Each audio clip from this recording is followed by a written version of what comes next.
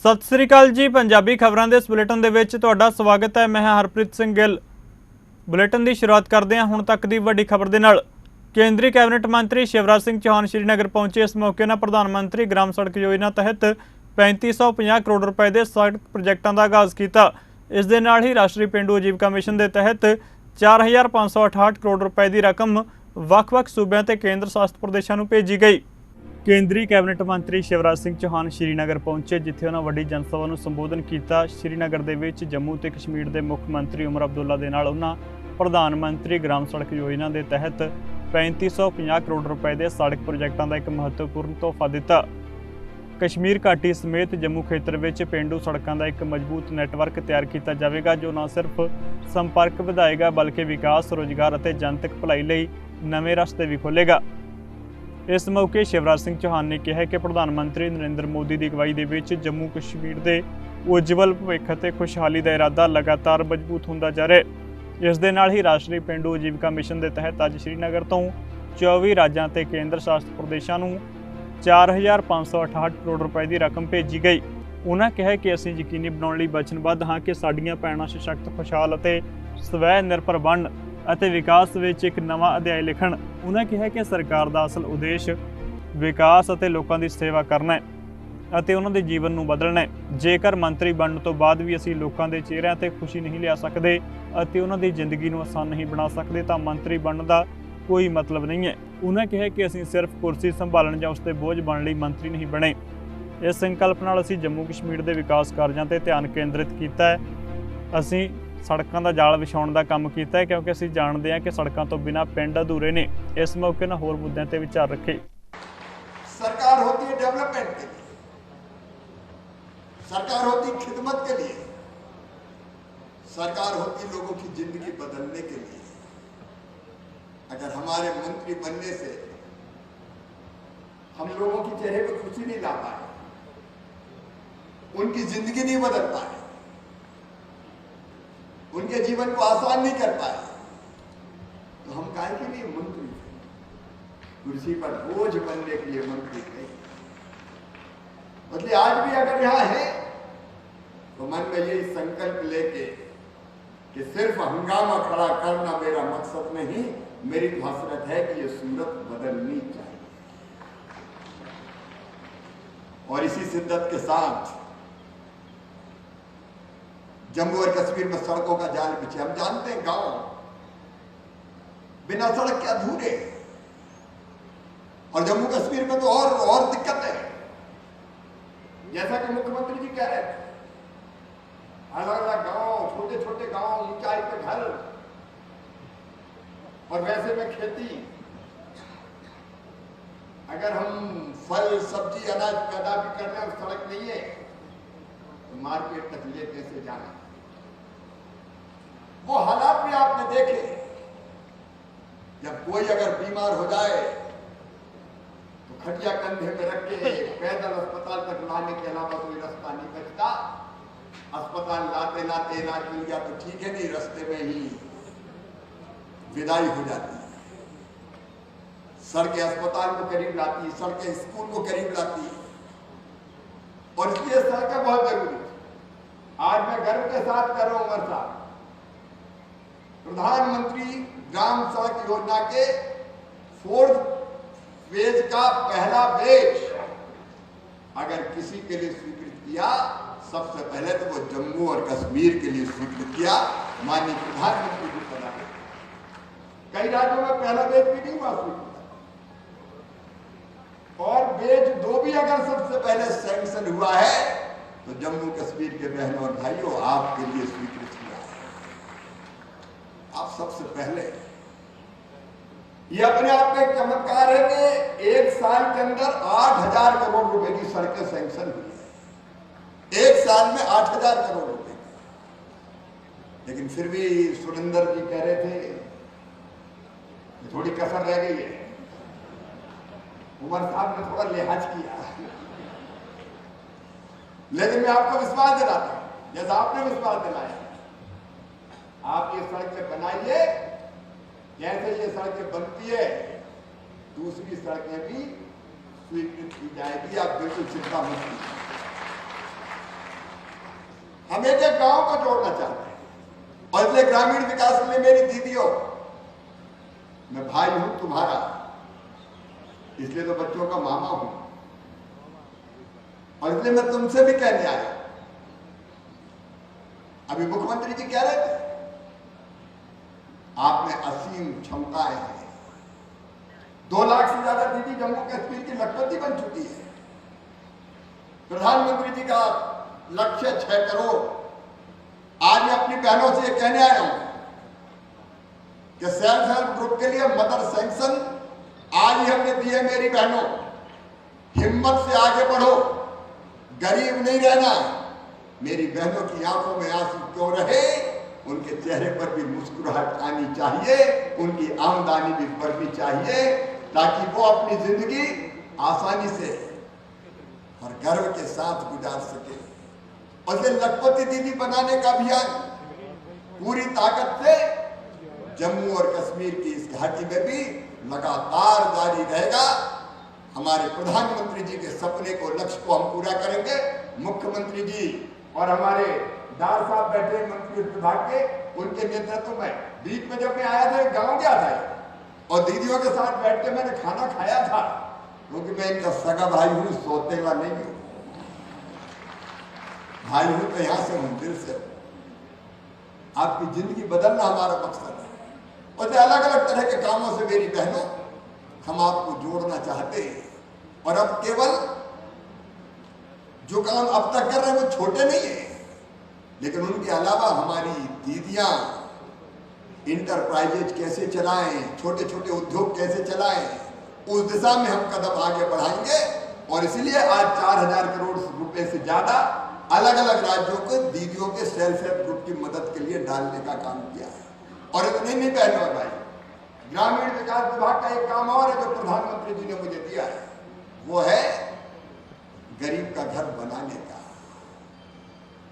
एक अदद छत तो सबके लिए चाहिए, या सर्दी में, गर्मी में, बरसात में चैन से अपने बच्चों के साथ वो रह सके। और जब पहले भी प्रधानमंत्री आवास योजना के अंतर्गत जम्मू कश्मीर को मकान दिए। अभी हमने नया सर्वे करवाया मेरे बहनों और भाइयों, और नए सर्वे में लगभग 5 लाख परिवार ऐसे निकले जिनके पास पक्के मकान नहीं है। फिजिकल वेरिफिकेशन करने के बाद मैं आपको विश्वास दिलाता हूं, जम्मू और कश्मीर की धरती पर कोई गरीब कच्चे मकान में नहीं रहेगा। हर एक को पक्की छत देने का काम किया जाएगा। वो काम भी हम पूरी ताकत के साथ करने वाले हैं ताकि सबको मकान मिले। लेकिन कृषि मंत्री के रूप में अब मेरा सपना है हमारे छोटे छोटे किसानों की आमदनी बढ़ाने का। अभी मुख्यमंत्री जी ने जैसा बताया, हॉर्टिकल्चर के लिए एक इंटीग्रेटेड प्रोग्राम बन रहा है। आज मैं किसान भाइयों आपको आश्वस्त करने आया हूं कि यहाँ की खेती के विकास में भी हम कोई कसर नहीं छोड़ेंगे, कोई कसर नहीं छोड़ेंगे। आपका होलिस्टिक एग्रीकल्चर डेवलपमेंट प्रोग्राम, उसके साथ तो हम खड़े ही हैं, लेकिन इसके साथ साथ हॉर्टिकल्चर के विकास के लिए हमको नई वैरायटी के अच्छे क्लीन प्लांट चाहिए, अच्छे पौधे चाहिए। कई बार सेब के बाग लगा दिए, अखरोट के लगा दिए, अलग अलग चीजों के लगा दिए, लेकिन बाद में पता चला कि पेड़ तो खराब निकले, पौधे अच्छे नहीं है। और इसलिए हम ये तय कर रहे हैं कि क्लीन प्लांट प्रोग्राम जो चालू कर दिया है हमारे जम्मू कश्मीर यूनिवर्सिटी के साथ मिलकर, हमने 100 करोड़ रुपए से ज्यादा की लागत का हम ऐसी नर्सरियां भी यहाँ बनाएंगे। प्राइवेट लोग नर्सरी बनाएंगे। छोटी नर्सरी बनाने के लिए 2 करोड़ और बड़ी नर्सरी बनाने के लिए 4 करोड़ रुपए तक की उनको सहायता दी जाएगी, ताकि हमारे किसान को अच्छे पौधे यहीं पर उपलब्ध हो सके। क्यों हम दुनिया से लाएं, न्यूजीलैंड से, अलग अलग देशों से क्यों लाएं? तो वो क्लीन प्लांट भी यहाँ मिले। और अभी मैं मुख्यमंत्री जी से कह रहा था, मैं भारत सरकार के ICAR के साइंटिस्ट की टीम यहाँ भेजूंगा जम्मू कश्मीर की धरती पर। वो पूरा अध्ययन करेंगे यहाँ के एग्रो क्लाइमेटिक कंडीशंस का, यहाँ की जलवायु, यहाँ की माटी, यहाँ उपलब्ध पानी और बाकी साधन। उसके आधार पर अभी जो खेती में सरकार कर रही है बहुत बेहतर कर रही है, जम्मू कश्मीर की सरकार भी बहुत बेहतर कर रही है, लेकिन उससे एक कदम और आगे बढ़ना है। हम क्या बेहतर कर सकते हैं, कौन सी फसलें, कौन से फलों की कौन सी किस्में यहाँ लगाई जाए, उसके बारे में पूरा एक रोड मैप बनाया जाएगा और भारत सरकार की अलग अलग योजनाओं से सहायता प्रदान करके हम किसानों को उस रोड मैप पे चल के उनकी आमदनी बढ़ाने का काम करेंगे, उसमें कसर नहीं छोड़ेंगे। जब मैं आया तो बीच में एक बड़ी कुर्सी लगी थी,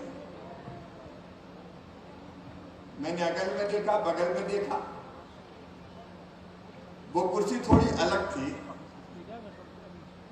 मन में लगा कि ये काय के लिए। मेरे प्रिय बहनों और भाइयों, मैं किसी मंत्री का ईगो लेके यहां नहीं आया, मैं तो आपकी खिदमत करने, आपके सेवक के रूप में आया हूं। जनता की सेवा ही मेरे लिए भगवान की पूजा है। और जब मुझे लगा कि ये कुर्सी काय के लिए, और जब तक वो हटी नहीं वहां से और वैसी कुर्सी नहीं आई किसी अगल बगल में थी, तब तक मुझे चैन नहीं आया। अटल जी ने कविता लिखी थी जिसमें उन्होंने कहा था, हे प्रभु मुझे इतनी ऊंचाई कभी ना देना कि सबको गले लगा ना सकूं। मैं कभी औरों से ऊंचा नहीं होना चाहता, और आज भी यहां आया हूं तो प्रधानमंत्री श्रीमान नरेंद्र मोदी जी के विकास के संदेश को लेके आया हूं, मोहब्बत का पैगाम लेके आया हूं। केवल सड़कों से नहीं, दिल से दिल जोड़ने आया हूं, और ये कहने भी आया हूं कि दिल के द्वार भी खुले हैं जम्मू कश्मीर के विकास के लिए। ये प्रधानमंत्री जी का संदेश है। दिल के द्वार भी खुले हैं और दिल्ली के द्वार भी खुले हैं। जम्मू कश्मीर के बहनों और भाइयों, चिंता मत करें। जब यहां आता हूं तो आनंद और खुशी से भर जाता हूं। हमारे संचालक महोदय ने बहुत शेर सुनाए, मुझे गाना याद आ गया, दिल कहे रुक जा रे रुक जा रे रुक जा, तू यहीं पे कहीं, जो बात इस जगह है कहीं पे ना। अद्भुत है अपना जम्मू कश्मीर और कश्मीर की ये वादियां, यहाँ की हवाएं, यहाँ की घटाएं, यहाँ की फिजाएं, यहाँ की बर्फीली चोटियां, यहाँ के देवदार के वन बार बार कहते हैं कि दुनिया में स्वर्ग अगर कहीं है तो यही है, यही है, यही है। ये कार्यक्रम ये भी हो सकता था कि मैं वहीं से चिट्ठी भेज देता। उमर साहब का फोन आया, सड़कें तो देनी थी क्योंकि सड़कें समृद्धि की बहानी है, लेकिन मैंने कहा वहीं से नहीं दूंगा, श्रीनगर आके दूंगा। कार्यक्रम तो एक बहाना था, भाई और बहनों, मुझे तो आपसे मिलने आना था।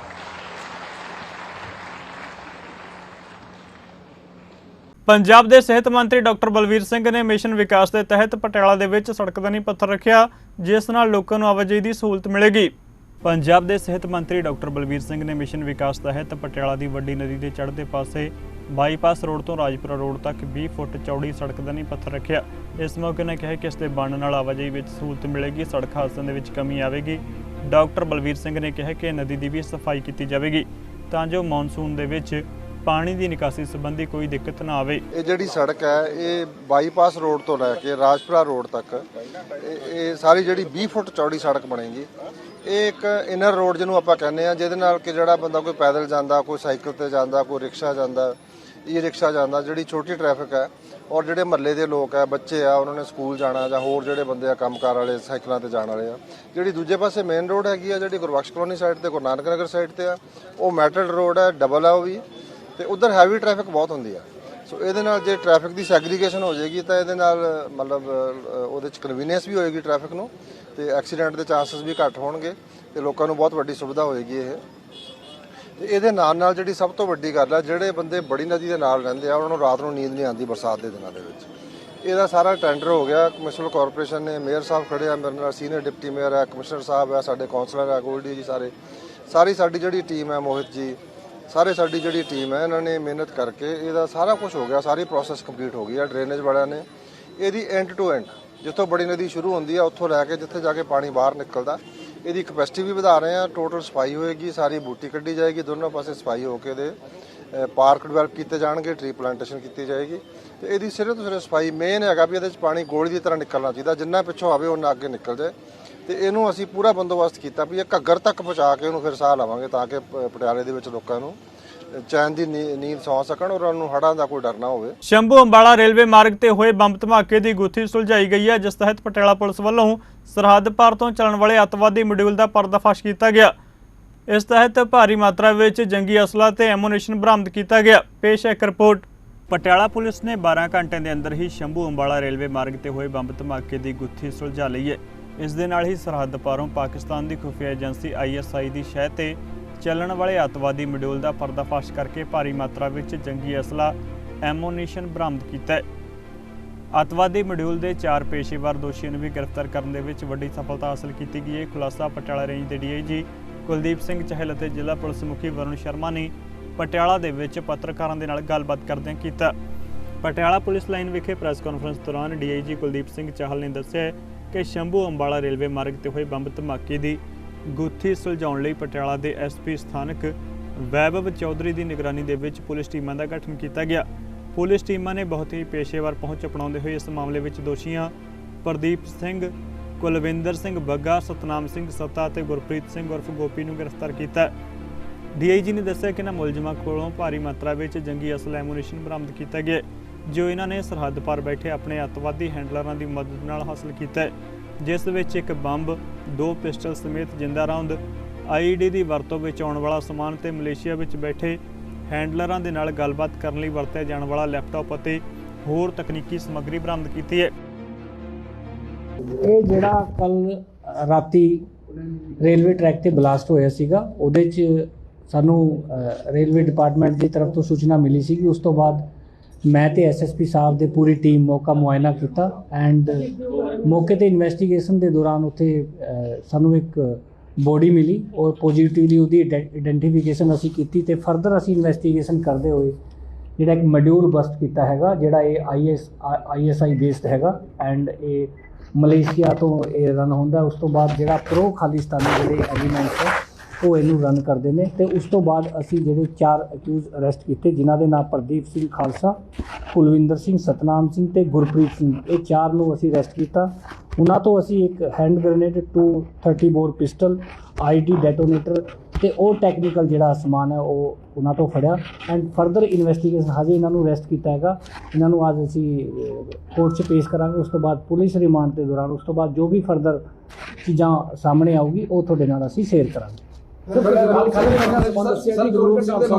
ਜਗਰੂਪ ਸਿੰਘ ਜਿਹਦੇ ਵਿੱਚ ਡੈਥ ਹੋ ਗਈ ਜਿਸਦੀ, ਉਸਦੇ ਤਾਰ ਕਿਸ ਤਰ੍ਹਾਂ ਜੁੜੇ ਹੋਏ ਸੀ? ਇਹ ਜਿਹੜਾ ਜਗਰੂਪ ਸਿੰਘ ਹੈਗਾ ਇਹ ਇਸ ਮੋਡਿਊਲ ਦਾ ਇੱਕ ਪਾਰਟ ਸੀਗਾ ਐਂਡ ਹੈਂਡਲਿੰਗ ਦੇ ਦੌਰਾਨ ਉਹ ਜਿਹੜਾ ਬਲਾਸਟ ਹੋਇਆ ਉਸ ਤੋਂ ਦੌਰਾਨ ਉਹਦੀ ਉੱਥੇ ਡੈਥ ਹੋਈ ਹੈ ਐਂਡ ਇਹ ਜਿਹੜਾ ਪਤਾ ਲੱਗਿਆ ਇਨਵੈਸਟੀਗੇਸ਼ਨ ਤੋਂ, ਟੈਕਨੀਕਲ ਇਨਵੈਸਟੀਗੇਸ਼ਨ ਤੋਂ ਪਤਾ ਲੱਗਿਆ ਇਹ ਇਸ ਮੋਡਿਊਲ ਦੇ ਨਾਲ ਇਨ ਟੱਚ ਸੀਗਾ ਐਂਡ ਇਹ 2019 ਚ ਮਲੇਸ਼ੀਆ ਵੀ ਵਿਜ਼ਿਟ ਕਰਕੇ ਆਇਆ ਸੀਗਾ, ਜਿਹੜਾ ਜਿੱਥੋਂ ਤੋਂ ਇਹ ਜਿਹੜਾ ਮੋਡਿਊਲ ਜਿਹੜਾ ਰਨ ਹੁੰਦਾ ਸੀ। ਇਹ ਕਹਿ ਸਕਦੇ ਫਰੋ ਖਾਲਿਸਤਾਨੀ ਜਥੇਬੰਦੀ ਬੇਸਡ ਜਿਹੜਾ ਬਾਈ ISI ਪਾਕਿਸਤਾਨ। ਸਰ ਨਿਹੰਗ ਬਾਣੇ ਚ ਸੀ ਜੀ? ਬਿਲਕੁਲ ਬਿਲਕੁਲ। ਉਹਦੇ ਪਰਿਵਾਰ ਵੱਲੋਂ ਇਲਜ਼ਾਮ ਲਾਏ ਜਾ ਰਹੇ ਨੇ ਕਿ ਸਾਡਾ ਬੱਚਾ ਐਵੇਂ ਚੱਕ ਰਿਹਾ ਸੀ, ਧਰਨਾ ਪ੍ਰਦਰਸ਼ਨ ਕਰਾਂਗੇ, ਕਿਵੇਂ ਦੇਖ ਰਹੇ ਹੋ? ਦੇਖੋ ਇਹ ਬਿਲਕੁਲ ਕਲੀਅਰ ਕੱਟ ਹੈਗਾ। ਅਸੀਂ ਤਾਂ ਬਿਲਕੁਲ ਜਦੋਂ ਮੌਕੇ ਤੇ ਪਹੁੰਚੇ ਅਸੀਂ ਪਹਿਲੇ ਤੋਂ ਪੋਜ਼ਿਟਿਵਲੀ ਉਸकी ਆइडेंटिफिकेशन करी है एंड वो टेक्निकल भी करी हैगी सारा का सारा। ਅਸੀਂ ਸਾਰਾ का सारा कोर्ट 'ਚ पेश करांगे जो भी हैगा एंड जो ਉਹਦਾ ਬਹੁਤ ਸੀ ਚੀਜ਼ਾਂ ਸਾਡੇ ਕੋਲੇ ਸਾਹਮਣੇ ਆਈ ਹੈਗੀ, ਬਹੁਤ ਸੀ ਚੀਜ਼ਾਂ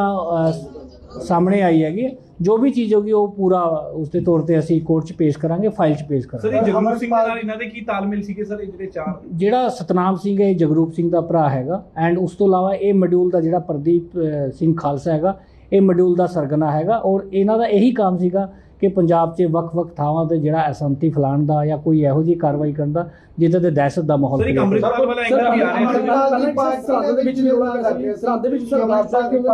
ਦੇਖੋ ਇਹ ਬਾਕੀ ਜਿਹੜਾ ਜਦੋਂ ਅਸੀਂ ਫਰਦਰ ਇੰਟਰੋਗੇਸ਼ਨ ਕਰਾਂਗੇ, ਪੁੱਛਤਾਛ ਕਰਾਂਗੇ, ਇਹ ਚੀਜ਼ਾਂ ਉਹਦੇ ਚ ਕਲੀਅਰ ਹੋਊਗੀ ਸਾਰੀ ਦੀ ਸਾਰੀ। ਅੰਮ੍ਰਿਤਪਾਲ ਦੀ ਪਾਰਟੀ ਦੇ ਨਾਲ ਵੀ ਕੋਈ ਇਹਦਾ ਲਿੰਕ ਜੋੜ ਰਿਹਾ? ਇਨਵੈਸਟੀਗੇਸ਼ਨ ਤੋਂ ਬਾਅਦ ਹੀ ਅਸੀਂ ਕਹਿ ਸਕਦੇ ਇਸ ਤੇ ਜਿਹੜਾ ਜਗਰੂਪ ਸਿੰਘ ਹੈਗਾ 44 ਨੰਬਰ ਇੱਕ FIR 2024 ਤੇ ਇਹਦੇ ਖਿਲਾਫ ਰਜਿਸਟਰਡ ਹੋਈ ਸੀਗੀ ਉੱਥੇ ਤਰਨਤਾਰਨ ਚ।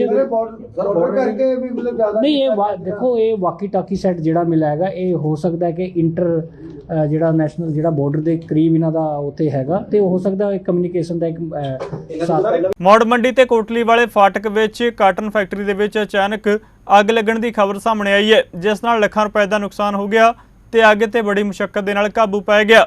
ਮੌੜ ਮੰਡੀ ਤੇ ਕੋਟਲੀ ਵਾਲੇ ਫਾਟਕ ਵਿਖੇ ਕਾਟਨ ਫੈਕਟਰੀ ਦੇ ਵਿੱਚ ਅਚਾਨਕ ਅੱਗ ਲੱਗਣ ਨਾਲ ਲੱਖਾਂ ਰੁਪਏ ਦਾ ਨੁਕਸਾਨ ਹੋਣ ਦੀ ਖਬਰ ਮਿਲੀ ਹੈ।